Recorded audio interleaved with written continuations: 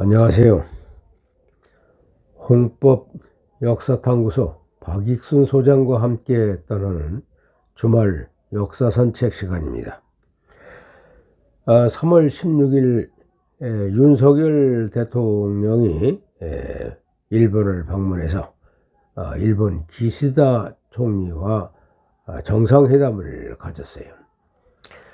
이 자리에서 한일 정상은 안보 협력의 주요 내용인 지소미아 군사 정보 보호 협정을 완전 정상화 시켜놓고 또 수출 규제를 해제해서 그 경제 협력을 강화시키고 또 우리 그 한일 재계에서는 미래 파트너십 기금을 조성키로 한다. 이런 그 진일보한 협상을 한 바가 있어요. 그런데 이 비난 여론이 만만치 않아. 어떻게 보면 이게 비난을 위한 비난. 이 탁현민이라고 하는 자가 말이지. 윤석열 대통령과 기시다 총리가 의장 사회를 하는데 그 사진을 올려놨어. 사진을 올려놓고 상대방 국기에 고개 숙여 절하는 한국 대통령 어떻게 봐야 되느냐. 또 일장기에 경례하는 그 어처구니 없는 짓을 하고 있다. SNS에 글을 올렸어. KBS 앵커는 그 사열대, 물론 현장에서 보내온 그 사진을 배경으로 했겠지. 윤 대통령이 일장기를 향해서 경례를 했다. 이런 사진을 올려놓고 아마 그 우리 국기는 없는 것 같다. 이렇게 앵커가 전국적으로 방송을 했어. 그러다가 이제 사실이 아닌 것이 증명이 되면서 사과 방송을 2번이나 했다고 그래. 난 뭐 텔레비를 안 보니까 잘 모르는데 신문 보니까 그래.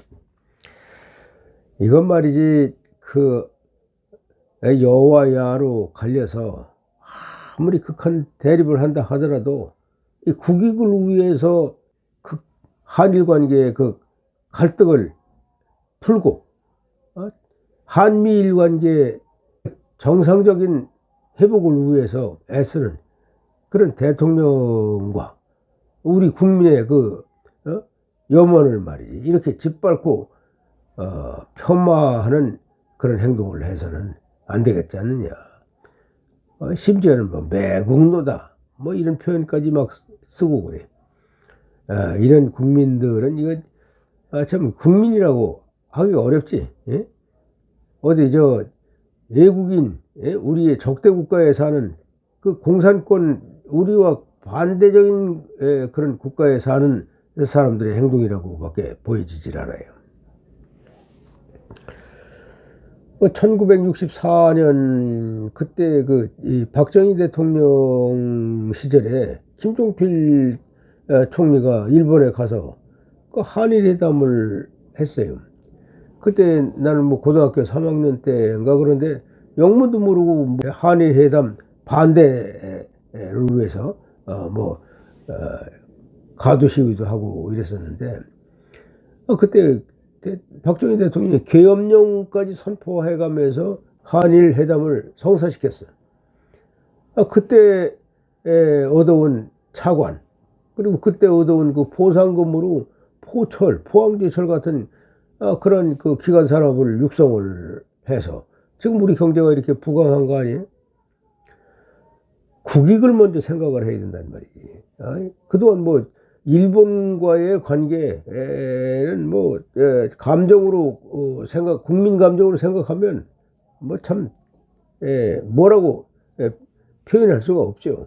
그러나 이제 이 시점에서는 우리 국익을 생각해야 될 때예요. 우리가 지금 저 중국이나 러시아, 북한 이런 편에 들을 수는 없는 거 아니에요. 미국과 일본과 그 안보 협력을 강화하고 또 경제 협력을 강화해서 우리의 살 길을 모색해야지. 이런 판에 그 찬물을 껴안고 그렇게 반대를 위한 반대 말이지. 이러한 행위를 해서는 안 되지 않느냐, 이런 생각이 듭니다. 오늘은 신라 하대 다시 시작된 그 박씨왕가의 두 번째 왕 경명왕의 시대로 들어가서 역사 산책을 해보도록 하겠습니다.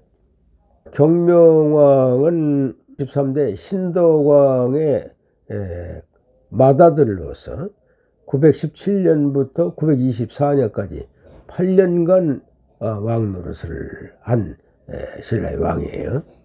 젊어서 사망을 했다고 그러는데, 뭐 역사의 기록은 뭐 왕자가 없다 이렇게 기록이 돼 있지만은 실제적으로 그 밀양박씨 그 족보에 보면은 석씨와 혼인을 해서 9명의 왕자를 뒀다 이렇게 기록이 돼 있어요.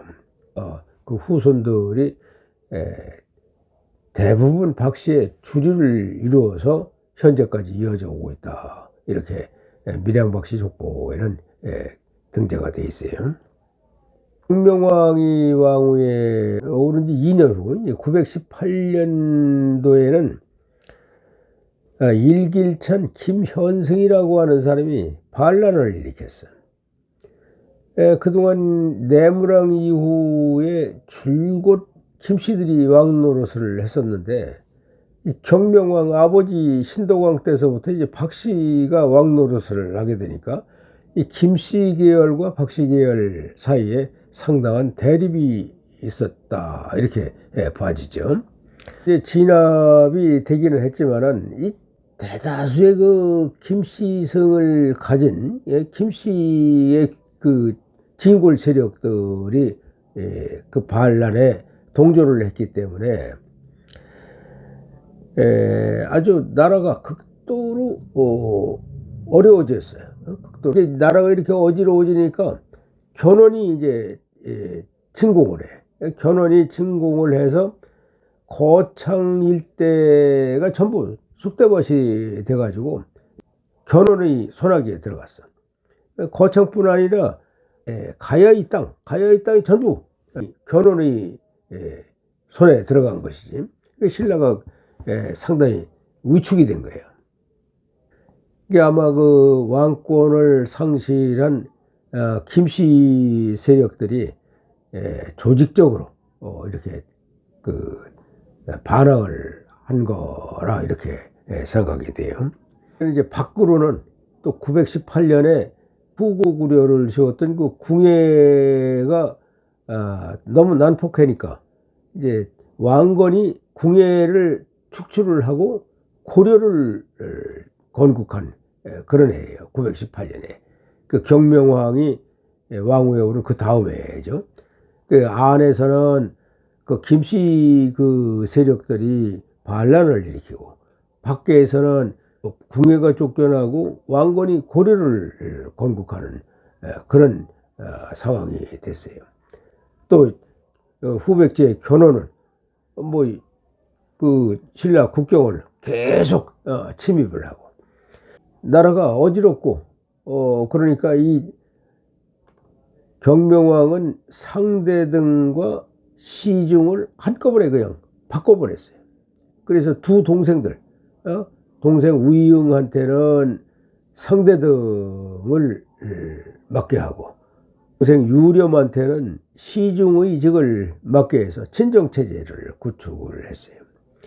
이렇게 또 그 왕권을 강화하다 보니까 김씨 세력들한테는 더 그 반대할 명분을 준 것이, 지금 뭐 여와 야가 그냥 이 조그만 그 트집을 잡아가지고 첨예하게 대립되는 그런 상황하고 비슷하지 않았느냐 이런 생각이 들어. 920년에는 신라의 국경인 그 대야성이 마침내 무너져 버려요. 뭐 그 신덕왕 때도 견훤이 침략을 하고 그랬지만은 굳건히 지켜나갔는데 이 대야성이 무너져 버려요. 이 대야성은 신라의 서울이 그 금성, 경주로 가는 아주 턱 밑에 있는 지역이란 말이지. 이 대야성이 견훤의 세력으로 들어가게 돼. 견훤한테 대야성을 빼앗겨. 견훤한테 빼앗겨 버리니까 이제 신라의 그 경명왕으로서는 이 후백제 견훤하고는 아주 상극이 돼 버렸어. 그래서 이제 이 궁예를 내쫓고 고려를 건국한 고려의 왕건하고는 가깝게 지내고 또 그 후백제 견훤하고는 앙숙지간이 돼 버렸어요. 지방의 호족들도 그 느낌을 알아채고 920년에는 강주, 지금 진주지, 강주에 윤흥 장군이 고려에 투항을 해. 그리고 2년 있다가 922년에 하지성의 원봉 장군이 고려로 투항을 하고, 또 명주의 순식 장군, 그리고 진보성의 홍술 장군이 투항을 해버려요. 그리고 그 다음에는 명지성의 성달 장군이 또 고려로 투항해. 그 지방의 호족들이 이젠 뭐 앞다투어서 고려에 투항을 해버려요. 그런가 하면은 이제 경명왕이 924년에 사망을 하는데, 사망하기 1년 전에 그 경신부의 장군인 양문 장군한테는 아주 고려에 투항을 하라고 명령까지 내려요. 그러니까 이 경명왕은 이제 신라는 세가 다 했다. 그래서 경명왕 자신도 아마 고려에 투항을 하려고 그러한 생각을 하고 있었던 것 같아요. 경명왕이 죽을 때, 야, 이게 이 아들들한테, 큰아들한테 왕위를 넘겨받댔자 이제 뭐 고려에 넘어갈 그런 형편이니까 그 아들들한테 왕위를 넘겨주려는 생각이 없어요. 그리고 고려에 투항을 하려고 했던 그런 생각까지 했었던 것 같아요. 그런데 그 동생 우이응, 상대 등을 하고 있던 우이응의 생각은 다르죠. 아무리 쓰러져가는 나라지만은 그대로 그 고려에 바칠 수는 없는 거 아니냐. 이래서 우이응이 아들들이 있었지만은 아들들을 제치켜놓고 동생이 왕위에 올라. 이 사람이 이제 55대 경혜왕이지. 이제 경혜왕은 그 뒤에 이제 뭐 대야성이 무너지고 그러니까 견훤한테 견훤의 침략을 받아가지고 참 포석정에서 뭐 자결을 하고 참 어려운 형국을 맞았지만은, 이 경명왕의 그 손자 박욱은 고려에 투항을 해가지고 신순겸, 고려의 개국공신인 신순겸의 사위 딸을, 신순겸의 딸과 혼인을 했어. 그래가지고 고려의 그 개국공신이 됐고, 또 경명왕의 그 손자, 일곱째 왕자의 아들, 손자 박영규, 영규는 후백제 견훤하고 또 같이 합작을 해서 견훤의 사위가 돼. 그리고 이제 견훤도 결국은 고려에 항복을 하게 됨에 따라서 이제 고려의 개국공신인 삼중대왕의 자리까지 올라서, 그러니까 결국은 이 경명왕의 손자들은 고려의 그 중요한 역할을 하게 되죠. 그러나 이제 경혜왕도 이제 이 왕권을 물려받아서 어쩔 수 없이 이제 고려하고 화해 정책을 펴기는 했지만은, 그 고려하고 가까울수록 후백제하고는 점점 더 사이가 멀어지는 것이. 그래서 비극적인 종말을 맺기도 했는데, 지금까지 신라 54대 경명왕의 시대에 들어가서 역사 산책을 해봤어요. 경명왕의 뒤를 이은 경혜왕의 시대는 또 다음 주에 역사 산책을 하기로 하고, 오늘은 여기서 끝내도록 하겠습니다.